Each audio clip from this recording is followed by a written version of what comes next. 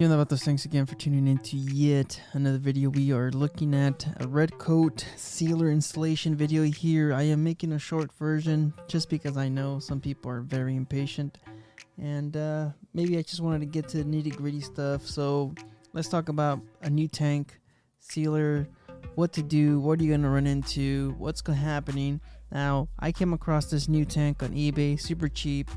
I noticed there was some kind of residue, oil residue from the tank, just raw in itself. So that might just be a preventative measure for rust, because there's moisture in the atmosphere. So what I ended up doing was I was bathing the inside of the tank with acetone. Now, acetone is what they recommend. If you read the back of the instructions of this product, they recommend acetone. It's basically the fastest way for you to start sealing the inside of your tank. You could also use water. I mean, if you're cheap and you don't want to use acetone, because acetone is pretty expensive right now, you're looking at about $22 per gallon. It's pricey, but I mean, in my opinion, it's worth it, all right, to kind of get this thing done in one day. Otherwise, you'd be using warm water, degreaser, soapy water. You're going to be letting this thing dry. If you don't have an air compressor, then you're looking at a whole day just to let this thing dry. And acetone just speeds it up a whole lot. I mean, you could, it's in the back of the instructions. You could get this thing sealed within 10 minutes of using acetone, because it just evaporates a lot faster and it cleans up. Anyways, getting on with the video, I went ahead and I washed this thing thoroughly with three passes of the acetone, one of rubbing alcohol, just to kind of save a little bit on the acetone, because it is expensive. You could keep on doing this. This is what I did. I ended up washing it until the acetone came out clear from the inside of the tank. I got a lot of gunk out, I got a lot of rust out, and I believe I got a bunch of oil out. So we did that. Per instructions on the acetone, on the Red-Kote, you could keep on bathing this thing, but I think Red-Kote is by far the most forgiving out of all the products out there available. So you do have 1 quart of Red-Kote. It's about $40, $50 depending on where you buy it. It is pricey, but like I said, I believe it's the most forgiving out of all the options out there. And there's a unique little thing about Red-Kote as well. If you feel like you have to do another pass of the Red-Kote, you can. You don't have to remove the inside of it. Like I said, it's more forgiving in my opinion. You could do this 3 times. You have enough in that quart. I believe, if I remember right, you have enough for about 15-gallon tank. So you have enough to maybe quote it 3-4 times in my opinion. I only ended up using about 1/4 of the can, and most of that quarter of the can I probably kind of wasted it, because I was trying to get the Red-Kote out of it, because you're supposed to fill it up. Then you gotta slush it around in the rock it like a baby. That's what I did. Don't shake it, because you don't want to introduce any water after you finished. Of course, after you finished cleaning it, you don't want to shake it and introduce air. Sorry, I know I said water, but I meant to say air. You just rock it like a baby. Take your time.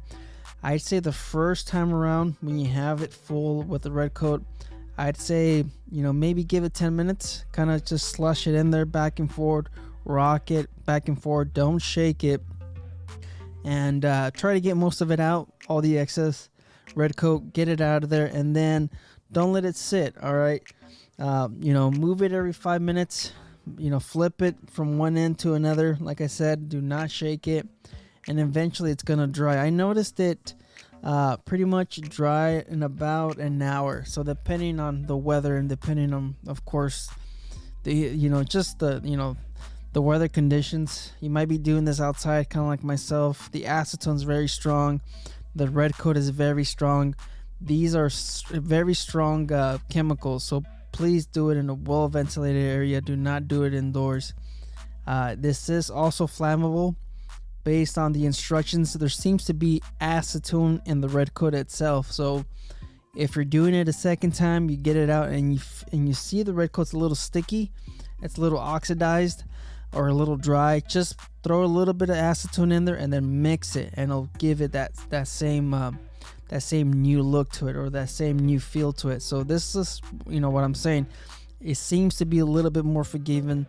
I've seen other videos with Pore 15 where it flakes. I've seen videos of other manufacturers products, other products where they flake, they peel, and I believe, in my opinion, this is just a little bit more forgiving.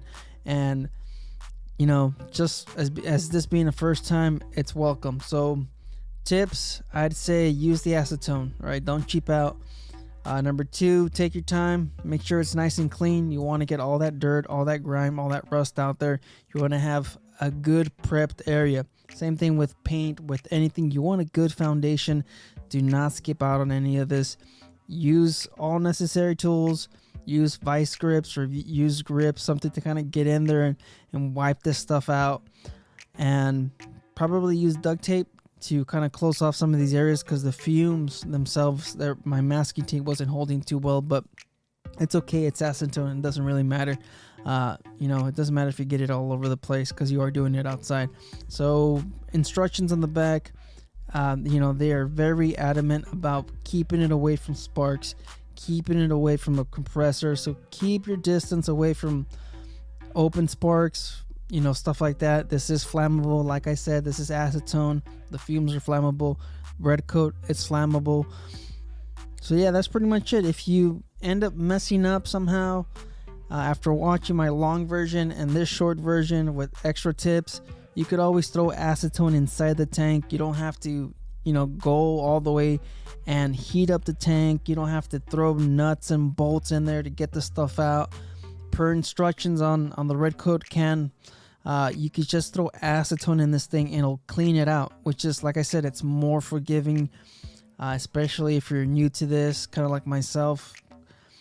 You could save yourself a ton of time by just throwing acetone, cleaning it up, and then trying it again. Like I said, you have enough Red-Kote in this can, in this quart, to do it multiple times, or you could just go ahead and do it a second time, and hopefully you do it right, or hopefully you get more coverage. So that's pretty much it, you guys. Thanks. Leave your comments down below if you guys want to check out the long version. I do a step-by-step on how it's done. So you guys stay out there, stay safe. Thanks for tuning in. Later.